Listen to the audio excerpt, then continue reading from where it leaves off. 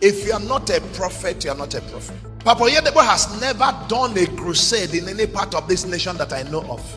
Packed a stadium, blind eyes are seeing, lembless are walking.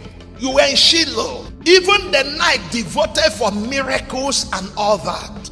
You didn't see them line up 1,000 wheelchairs. And he's walking from A to B and C and D. Get up, get up, get up, get. You never saw that. You can come to a meeting like that, the whole world is watching. You didn't see 10 wheelchairs opening up. And yet millions are fixated. Why?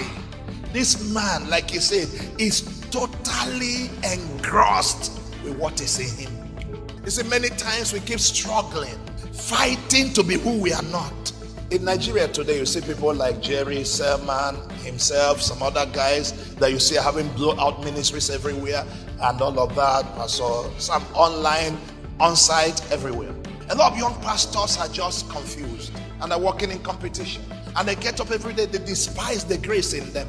They can't flow. They're busy charging God with foolishness and looking at God as being hateful on them, as not helping them, as if their prayers and fastings are not working.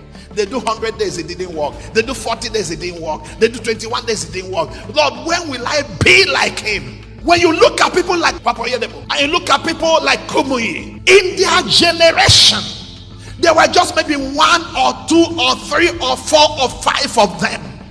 Everybody that competed with them couldn't get to that level.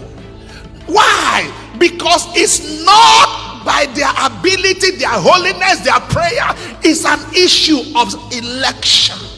They were chosen to model something and pass it across a generation. That you couldn't get 1,000 churches planted in a year doesn't mean you can't plant 2. That you couldn't pastor a church of 50,000 doesn't mean you can't pastor 1 or 5,000.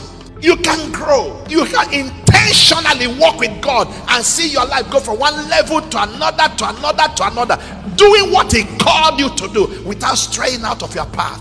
No one has nothing and no one has everything. God wants you to keep sharpening the areas of your strength. You can put gatekeepers on areas of your weakness.